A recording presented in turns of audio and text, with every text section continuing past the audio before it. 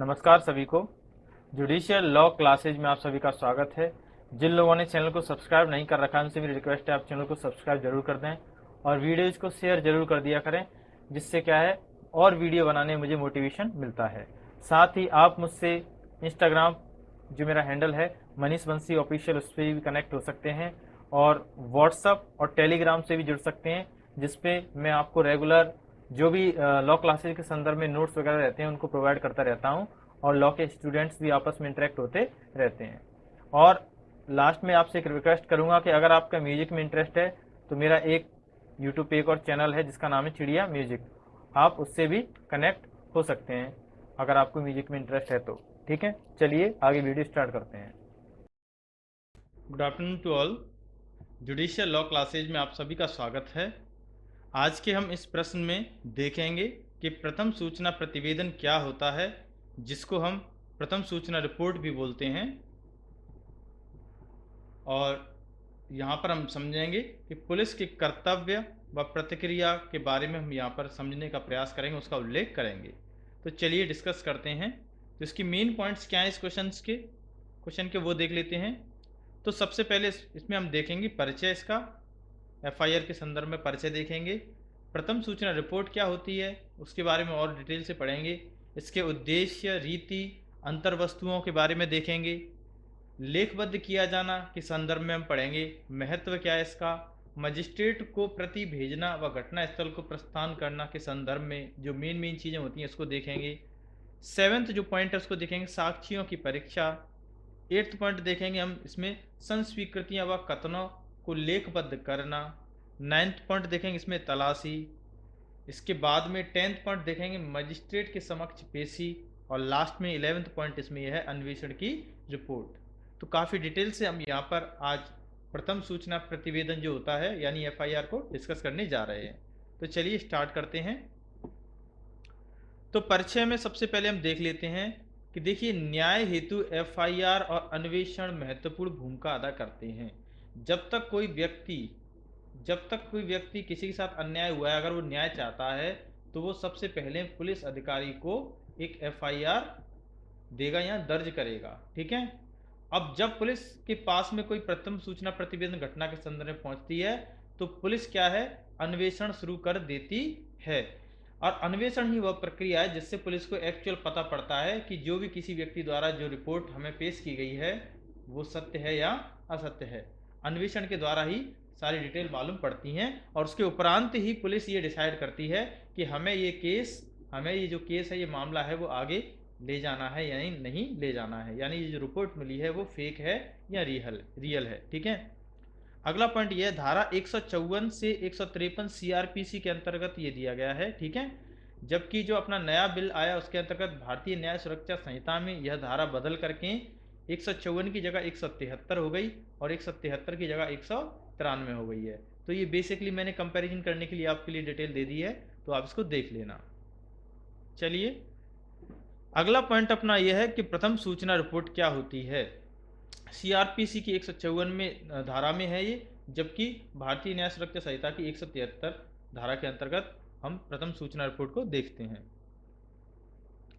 तो सबसे पहले एफआईआर का अन्य जो नाम है उसे इत्तला भी कहा जाता है और हिंदी में इसे प्रथम सूचना रिपोर्ट या प्रतिवेदन भी कहते हैं। शॉर्ट में इसको एफआईआर बोल देते हैं, इंग्लिश में फर्स्ट इंफॉर्मेशन रिपोर्ट। ठीक है। अब ऐसी सूचना जो किसी व्यक्ति द्वारा पुलिस अधिकारी को दी जाती है और जिसका संबंध किसी अपराध से होता है। यानी एफआईआर क्या है, एफआईआर केवल इतना है कि जो किसी पुलिस अधिकारी को किसी व्यक्ति द्वारा मौखिक या इलेक्ट्रॉनिक माध्यम से दी जाती है और जिसका संबंध किसी अपराध से हो, उसे ही हम एफआईआर कहते हैं। इतना समझ में आ गया। यानी एफआईआर होती है पहले, उसकी एफआईआर के बाद अन्वेषण स्टार्ट होता है। ठीक है। और ये जो एफआईआर है वो किसी भार साधक अधिकारी को दी जा सकती है, वो मौखिक भी हो सकती है, वो इलेक्ट्रॉनिक भी हो सकती है, यानी ऑनलाइन भी कोई सबमिट कर सकता है। और एफआईआर जो है भार साधक अधिकारी को ही देना सदैव आवश्यक नहीं होता है। यानी भार साधक अधिकारी का मतलब यहाँ पे सिर्फ इतना है कि जो भी पुलिस स्टेशन है उसमें कौन मेन चार्ज का अधिकारी या पुलिस अधिकारी रहता है। ठीक है, थर्ड पॉइंट इसमें हम देख लेते हैं, उद्देश्य, रीति व अंतर वस्तुएं क्या है एफआईआर की।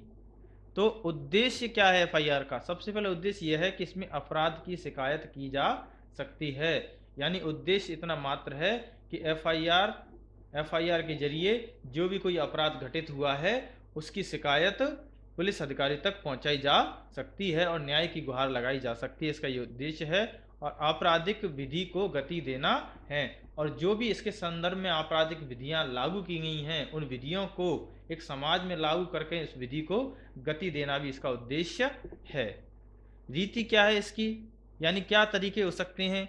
ये लिखित भी हो सकती है, मौखिक भी हो सकती है, और टेलीफोन के द्वारा भी दर्ज कराई जा सकती है, और अन्य किसी इलेक्ट्रॉनिक माध्यम के जरिए भी एफआईआर दर्ज कराई जा सकती है, जिसे हम रीति कहते हैं।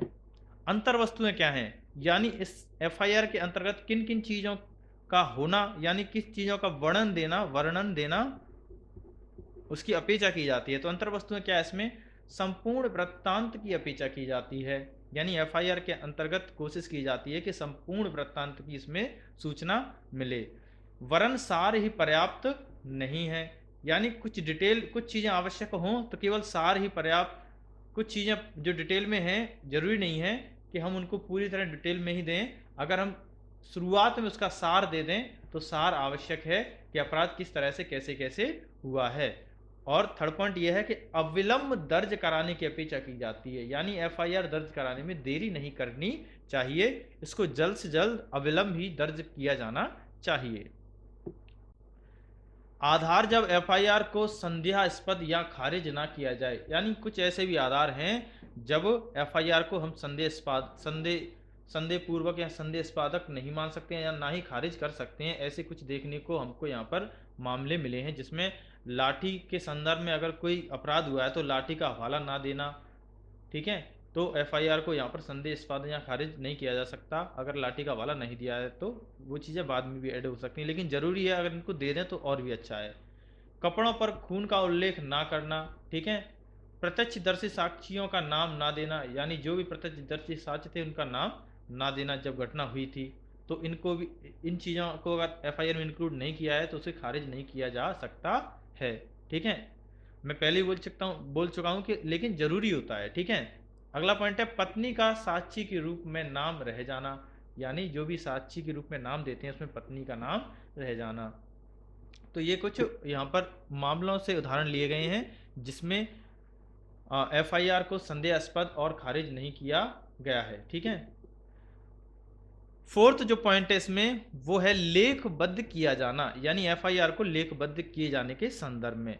तो सामान्य सूचना यह है कि संज्ञेय अपराध की, जब अपराध संज्ञेय अपराध हो तब भार साधक अधिकारी द्वारा अविलंब दर्ज की जानी चाहिए। अगर संज्ञेय अपराध है तो सामान्यतः एफआईआर को भार साधक अधिकारी द्वारा अविलंब ही दर्ज किया जाना चाहिए।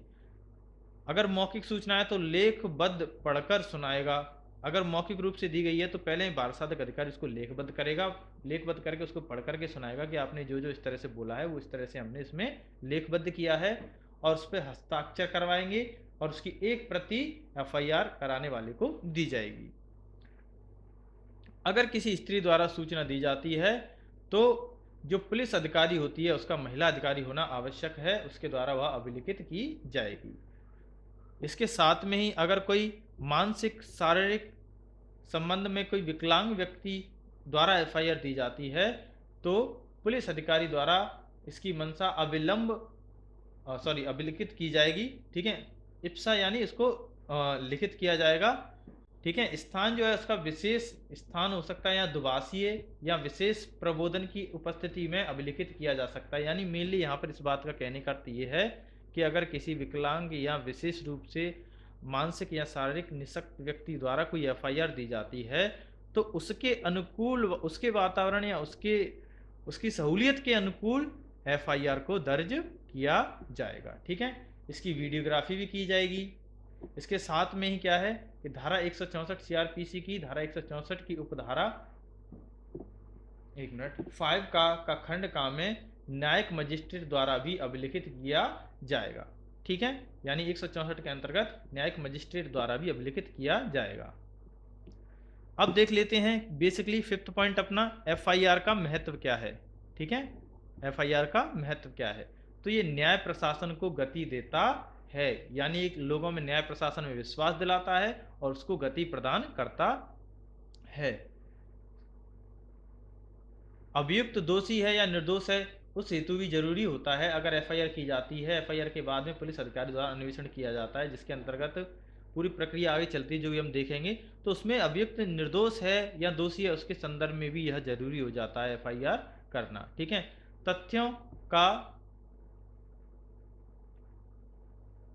तथ्यों को इसमें शामिल करना भी जरूरी हो जाता है। ठीक है, सारभूत तरीके से तथ्य इसमें शामिल किए जाते हैं, या ये भी महत्वपूर्ण होता है। और अन्वेषण की जो शुरुआत है, ठीक है, तो अन्वेषण की शुरुआत के लिए अगर एफआईआर की गई है, पुलिस द्वारा अन्वेषण शुरू किया गया है, तो अगर उसमें संज्ञेय अपराध है तो मजिस्ट्रेट की आज्ञा पुलिस अधिकारी द्वारा लेना आवश्यक नहीं है। पुलिस अधिकारी मजिस्ट्रेट की आज्ञा के बिना भी अन्वेषण की शुरुआत कर सकते हैं, जबकि असंज्ञेय अपराध में मजिस्ट्रेट की आज्ञा लेना आवश्यक है। और संज्ञेय और असंज्ञेय अपराध में पहले ही आपको बता चुका हूं, जो संज्ञेय अपराध होते हैं वो काफ़ी गंभीर प्रवृत्ति के अपराध होते हैं, तो उनके लिए पुलिस अधिकारी द्वारा जरूरी नहीं है कि मजिस्ट्रेट की आज्ञा ली जाए। ठीक है, इसमें एक केस देख लेते हैं, Sohan Lal versus state of Punjab का केस है। इसमें एफआईआर में साक्ष्य न होने पर सूचना मात्र इसको माना गया कि एफआईआर में अगर साक्ष्य नहीं है तो उसे सूचना मात्र माना जाएगा।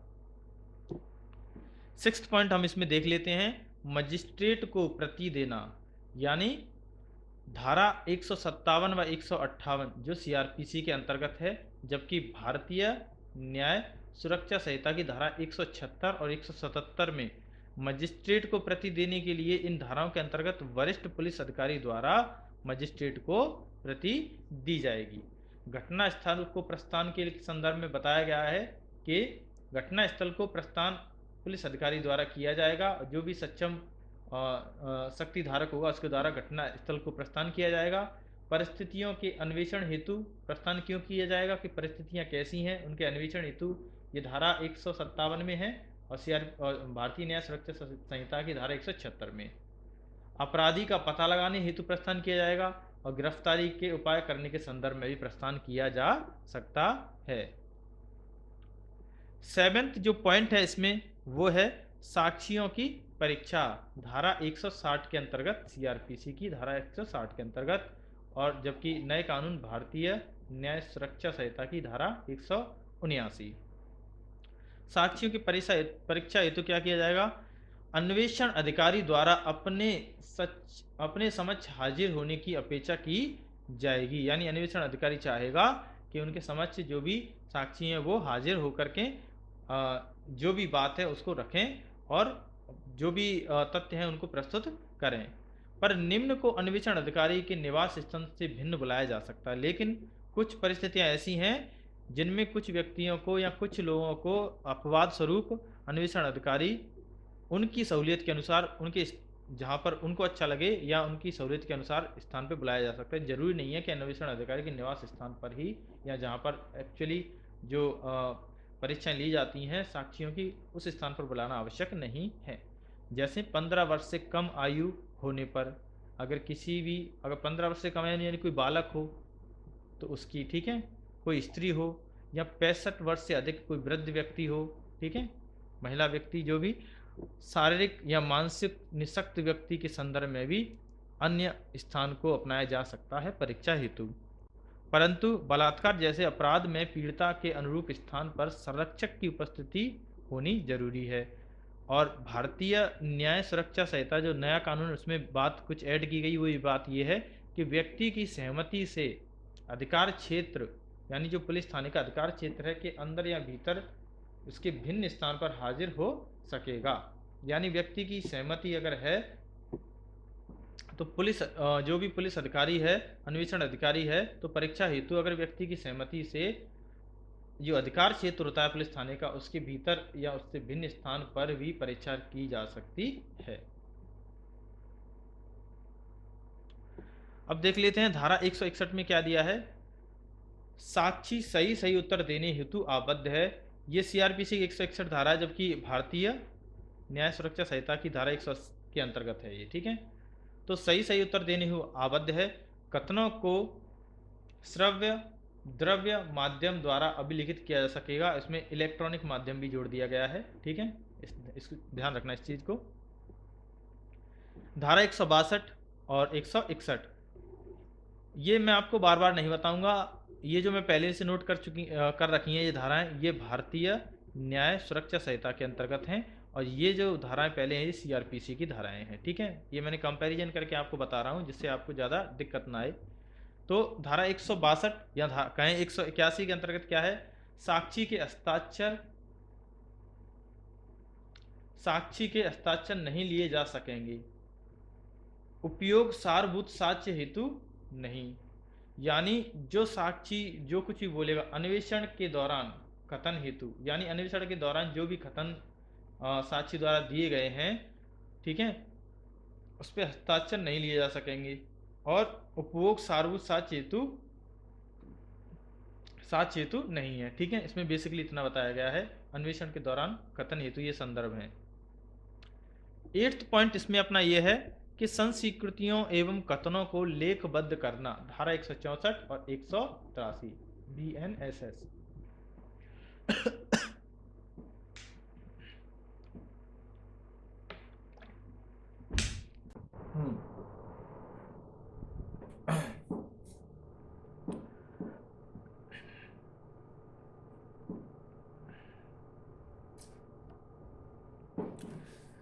एट्थ पॉइंट है संस्वीकृतियां एवं कथनों को लेखबद्ध करना, धारा 164 के अंतर्गत। यानी संस्वीकृतियां कथन या बयान मजिस्ट्रेट के समक्ष पेश किए जाएंगे, यथाविधि लेखबद्ध किया जाएगा, ठीक है।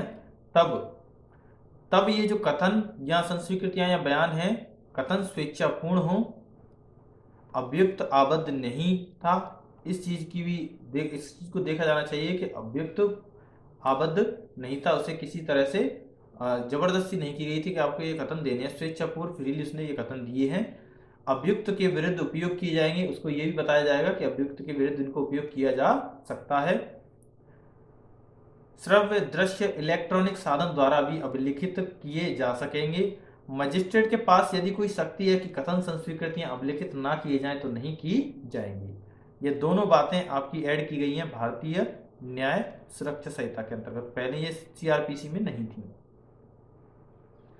9th जो पॉइंट है अपना वो है तलाशी, धारा 165 और BNSS के अंतर्गत 185। तलाशी के अंतर्गत पुलिस अधिकारी द्वारा जब भी तलाशी की जाएगी तो मालिक को तलाशी की प्रति देना अनिवार्य है। मालिक को तलाशी की प्रति दी जाएगी कि हम आपके स्थान की तलाशी करना चाहते हैं, या केस के संदर्भ में FIR के संदर्भ में जो भी तथ्य हैं उनके संदर्भ में तलाशी करना चाहते हैं, तो उसकी प्रति दी जाएगी मालिक को। स्थान की तलाशी जहाँ साक्ष्यों की संभावना हो, उस स्थान की तलाशी की जाएगी जहाँ पर स्थानों की साक्ष्यों की संभावना हो। पाई गई चीजों की सूचियां तैयार की जाएंगी पुलिस अधिकारी द्वारा, और सूची उस स्थान पर बनाने की अपेक्षा की जाएगी जिस स्थान की तलाशी ली जा रही है, और प्लस रिकॉर्ड किया जाएगा ऑडियो वीडियो इलेक्ट्रॉनिक मीडियम के जरिए। ये आपका ऐड किया गया है बाद में भारतीय न्याय सुरक्षा संहिता के अंतर्गत। 10th पॉइंट है इसमें मजिस्ट्रेट के समक्ष पेशी 167(2) के अंतर्गत, और नए बिल जो नया कानून है उसमें 187(2) के अंतर्गत। तो अन्वेषण के 24 घंटे पूरे ना हो पाए तब, यानी अन्वेषण के अंतर्गत 24 घंटे अगर पूरे नहीं हो पाए हैं तब मजिस्ट्रेट के समक्ष पेशी आवश्यक है। आदेश पर ही पुलिस अभिरक्षा मिलेगी जिसे रिमांड कहते हैं, ठीक है। यानी जो अन्वेषण की पूरी 24 घंटे पूरे नहीं हो पाए, 24 घंटे के अंदर मजिस्ट्रेट के समक्ष पेशी की जाएगी किसी भी अभियुक्त की, और आदेश पर ही पुलिस अभिरक्षा मिलेगी जिसे रिमांड कहते हैं। और यह पुलिस अभिरक्षा रिमांड 15 दिनों से अधिक की नहीं होगी, यानी यह जो रिमांड है वो 15 दिनों से अधिक की नहीं होगी। और अगर व्यक्ति न्यायिक अभिरक्षा में है, अन्वेषण लंबित तब जमानत पर रिहाई कब मिल सकती है? कोई व्यक्ति न्यायिक अभिरक्षा में है लेकिन जमानत उस पर रिहाई कब मिल सकती है? तो उसे 90 दिनों बाद जमानत मिलने की संभावना है। कब? जब मामला मृत्यु, आजीवन कारावास या 10 वर्ष से अधिक किसी अपराध जिसमें 10 वर्ष से अधिक की सजा मिल सकती है उस अपराध से संबंधित हो।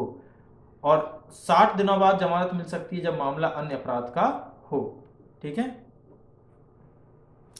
इसमें नई बात ऐड की गई है, केंद्र व राज्य सरकार द्वारा निर्धारित स्थान पर ही अभिरक्षा में रखा जाएगा। यानी जो भी स्थान केंद्र व राज्य सरकार द्वारा निर्धारित किया गया है उसी स्थान पर अभियुक्त को अभिरक्षा में रखा जाएगा। 11th पॉइंट है अन्वेषण की रिपोर्ट, धारा 168, जबकि नए कानून में 188। अन्वेषण पूरा होने पर रिपोर्ट भार साधक अधिकारी, थाने के भार साधक अधिकारी को दी जाएगी। ठीक है। धारा 159 और नए कानून में 189, साक्ष्य न मिलने पर बंद पत्र पर छोड़ दिया जाएगा। अगर उसके अभियुक्त के विरुद्ध में कोई साक्ष्य नहीं मिला है तो उसे बंद पत्र पर, जैसे बॉन्ड कहते हैं, उस पर छोड़ा जाएगा। धारा 170, नई धारा 190, पर्याप्त अगर साक्ष्य मिल गए हैं तो मजिस्ट्रेट के समक्ष उसे पेश किया जाएगा। जबकि इसमें नई बात क्या ऐड की गई है नए कानून में, यदि अपराध जमानतीय है तो प्रतिभूति पर अभियुक्त को छोड़ दिया जाएगा। जरूरी नहीं कि प्रतिभूति हेतु अभियुक्त भी उपस्थित हो मजिस्ट्रेट के समक्ष। यानी नई बात यह ऐड की गई है कि अपराध अगर जमानती है तो प्रतिभूति पर अभियुक्त को छोड़ दिया जाएगा और जरूरी नहीं है कि वह प्रतिभूति देते समय या संदर्भ में अभियुक्त का उपस्थित होना मजिस्ट्रेट के समक्ष आवश्यक है, ये जरूरी नहीं है।